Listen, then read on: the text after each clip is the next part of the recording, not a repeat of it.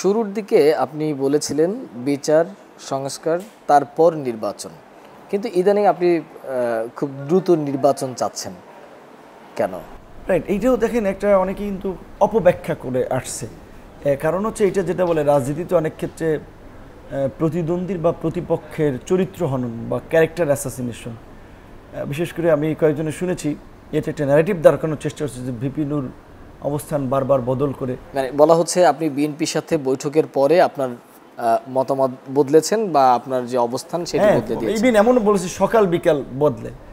এটা একটা খুবই নিম্ন রুচির আমি মনে করি যে কথাবার্তা। আমাদের অবস্থান পরিষ্কার এবং গতানুগতিক রাজনীতির বাইরেও আমরা যারা কনভেনশনাল রাজনীতি করি নাই, এই লড়াইয়ে তাদের অবদান কিংবা মানুষকে সম্পৃক্তর আহ্বান, এটাতে মানুষ লড়াই এসেছিল।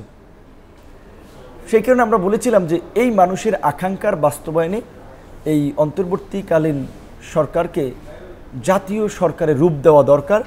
গণ অভ্যুত্থানের অংশীজনদেরকে নিয়ে একটা ঐক্যমতের সরকার বা জাতীয় সরকার গঠন করা দরকার। এই রকমের অন্তর্বর্তীকালীন সরকারের দুর্বল কাঠামোতে বা দুর্বল উপদেষ্টা পরিষদ নিয়ে খুব বেশি সংস্কার কিংবা জন আকাঙ্ক্ষার বাস্তবায়ন করা যাবে না।